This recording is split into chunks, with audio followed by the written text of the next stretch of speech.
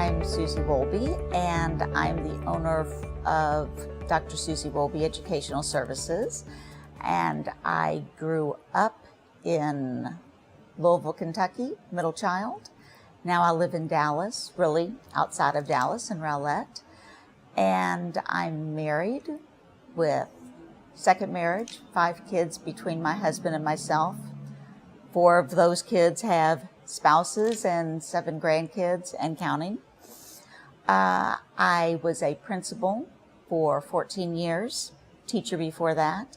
And when I retired from that position, I knew I wasn't through. I wanted to still keep on working with kids and with their families, and I wanted to keep on making a difference. My educational services have really kind of morphed, and what I do at this point is I work on anything that is going to bring stress reduction techniques to families. I do it with kids, I do it with adults. Mindful schools, I do it within the school day in 15-minute vignettes, and you really teach the kids. You know, everybody said to a child, pay attention, but nobody ever taught them how. And they say, be kind, but you have to kind of teach them how that feels and to notice the emotions in their bodies. And the same thing is true for adults. Most of us didn't learn to notice what our bodies were doing when we were starting to feel that upset. And now I teach them that. And I might also teach them about study and organization skills, because ultimately that's also going to reduce their stress once they know how to do it. It could be such an easy fix, but somebody has to teach you. You don't get that by osmosis. For any school system that will let me, I do go in. I've had more success so far in the private schools and have done a number of grade levels and classes with that. I've done in the city of Allen for the adults. And then I've worked with families individually, just maybe a parent and the 2 children, or 2 parents, whatever their family makeup is. I've done that too. I work with families about 8 sessions. It can be longer, it could be shorter, because it needs to be tailored to them. And usually when they start, if they don't have any type of history with mindfulness, they're certainly skeptical. But that's okay. I was skeptical when I started. I just knew that I'd hit a negative spiral and I needed to do something to find my happiness again. And I think that's how they feel, you know, and it's, depending on the age of kids, why do I need to do this? But the truth is, you get some skills, and you can use those skills throughout your life. And for really young children or adults who bring themselves, they're fine because that's just their mindset. But the adolescents are maybe less open to it unless they're really experiencing difficulties. And even then, they don't want to admit it. So you give them those tools and then let them practice them. At least they have that knowledge, and it kind of floats through their minds. When they're ready to use it, they know how to use those tools. You know, when I'm starting to work with somebody for mindfulness, you typically have, in just about everybody who hasn't practiced it, they have that chattering mind that won't stop talking to them and is driving them crazy, or they can't sleep. And so the first thing I do is teach them either mindfulness of breath or mindful listening, because both of those, it's impossible for your brain to keep chattering at you if you are counting your breaths or if you are listing the sounds that you're making. It's impossible. And that also helps them fall back asleep at night. When they wake up in the middle of the night and you tell them, instead of tossing and turning and saying, I can't go to sleep, why can't I go to sleep? Instead, just very calmly say, sleep, sleep, just a few times. And they without a doubt, every single one of them, they call me the next day or they send an email. You're not going to believe what happened. I fell back asleep last night. And once they see that this part works, they're willing to listen to the rest of it. And even with kids, when you teach them just the brain science about the prefrontal cortex and the hippocampus and the amygdala, and set it off, and you kind of compare it to when the alarm system goes off at school, the fire alarm goes off at school. You leave your work, no matter what you're doing, it just stops. Well, when your alarm system goes off in your mind, when your amygdala goes off, you're not able to continue doing anything as well as you would normally do it. And so they learn that, oh, there really is a connection there. And for the adults, that they'll remember that they always heard 20 minutes after you get full is when the message finally gets to your brain. And so that's how they'll think, oh, it actually does make sense. And just that little bit of what's most practical and most useful to them, and they can notice the difference immediately, that's when they're willing to listen to the rest of it and let it make a difference in their lives. Once you have the knowledge, that foundation, it's amazing what you can do. And as a teacher has said to me before, Marcia Clark, if you know better, you can do better. But first you have to know. And like I said before, you don't get that by osmosis. You really need somebody to kind of teach you so that you can get there, I hate to say faster, but you get the basics faster. You can then use them faster, and it can make a difference faster. And I think every person in the world needs this information because it will change their lives, and it will certainly change the world. There are two things that really impact especially women, but can impact anybody. You have, first, the way the brain is made up, you have negative is kind of held in the brain like Velcro, and you have the positives that kind of slide off like Teflon. So that's that disadvantage to begin with. We are, and that's really good. That's how the caveman made it through the dinosaurs. You never knew when somebody was coming around the corner or they're going to hit you with a bigger club. So we needed to know that, and we still need that now, that reaction, that instinctive reaction if something bad is going to happen. But the truth is, we're not going to run out of food. Typically, there are more resources for it now. Things like that we don't have to be in that panic mode, in that fight or flight mode all the time. And with women, you also have the imposter syndrome, where you are hearing everything about, I just got lucky. I just happened to be at the right place at the right time. I can't believe they gave me this job. If they find out how much I don't know, they're going to want to take it back. And when that's the chatter that we're giving ourselves, at least once you know that that exists, the Teflon and Velcro brain and the imposter syndrome, when you know that exists, you can literally say to yourself, oh, that's what that is. So just stop that. Yes, you can, because you can. You can do anything, and you'd be able to do it if it was for your friend.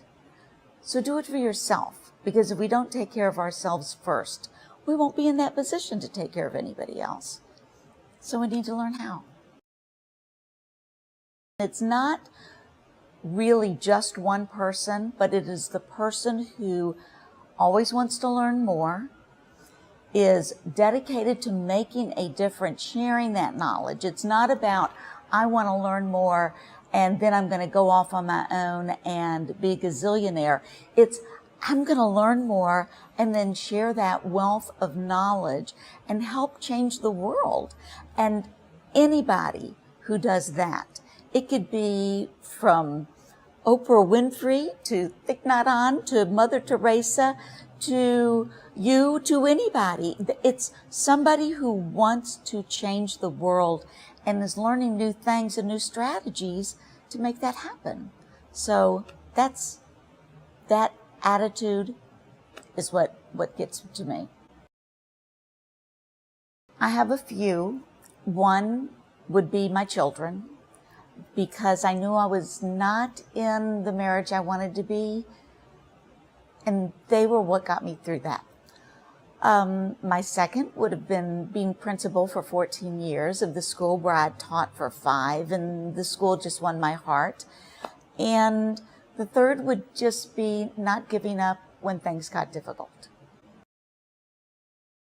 It doesn't have to be that hard. It really doesn't. Let somebody help you. Don't be afraid to admit that you don't know how or what. Somebody else is exactly like you on that end of the spectrum. It could be male, it could be female, it doesn't matter. It could be in this country, in another country. There are other people who have gone through the exact same things, and it doesn't have to be that hard.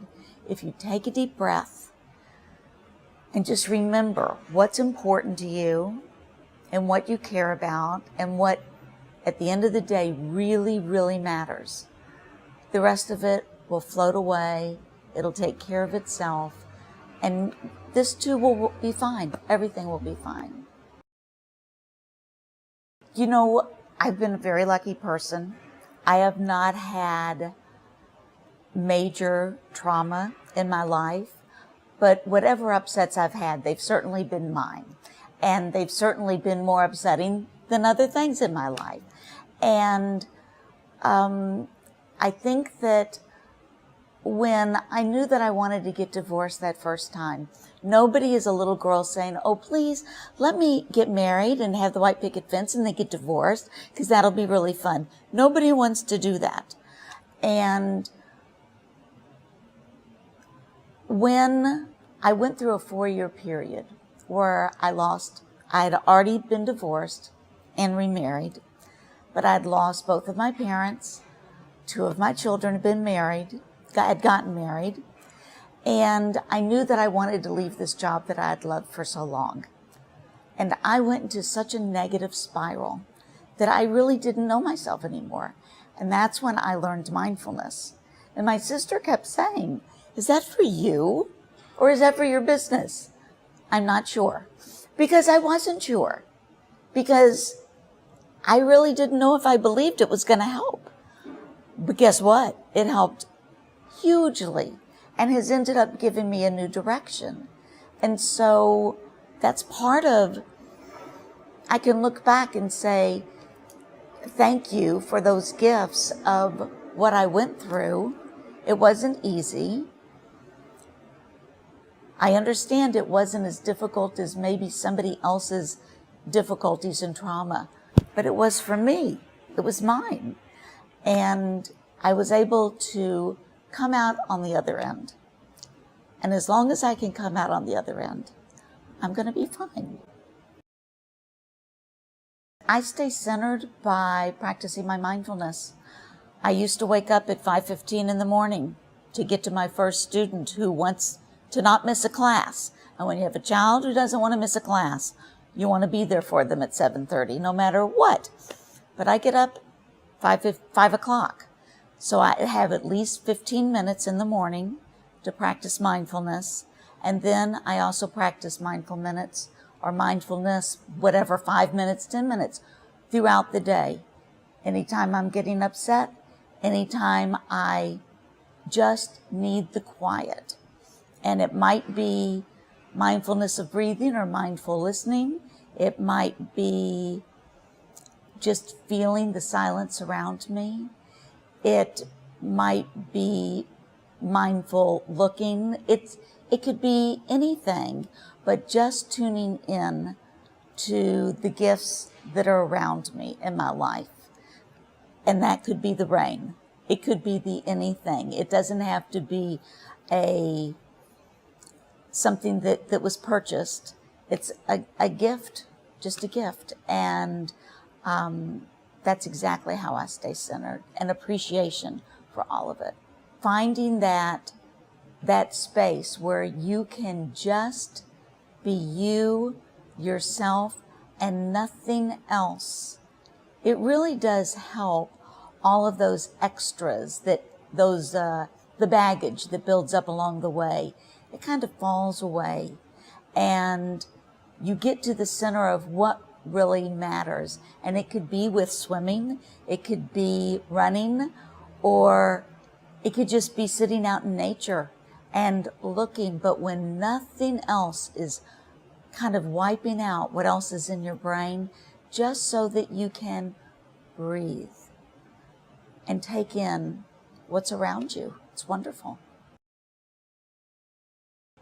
With business, I would like to really help expand that message and get that message out to more people, because there just may never be enough people who know how you can de-stress and how your life can take on a whole different rainbow of colors just by letting some of that stress go. And then personally, I just want to travel more and more, because any place for me that is outside of the bubble, and the bubble for me is any place, if they look the same, talk the same, dress the same, and act the same, then I know they're lovely and I do want to meet them, but I also want to go where it's a whole different world and see that, because it broadens your perspective. And I think it was Steve Jobs who had said that the more you travel and the more you see how the world is in all different areas, that's really what's going to broaden your perspective and let you have a new view that expands your own world, even when you're at home.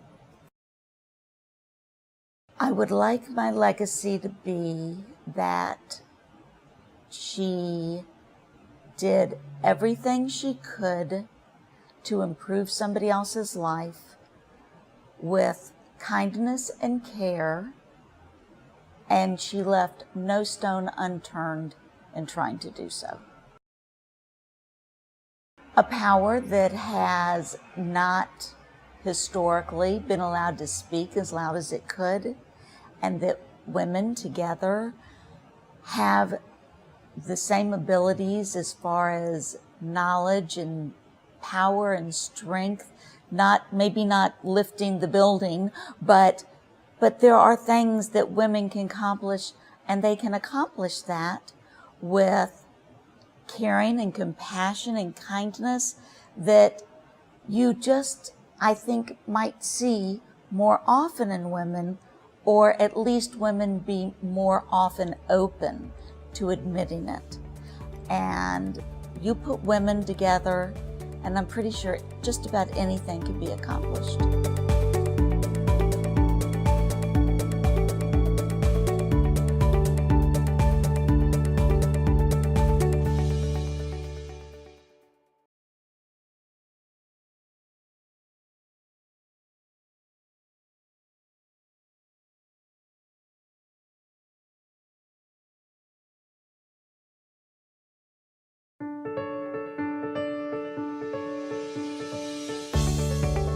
I think I always like to start the interviews by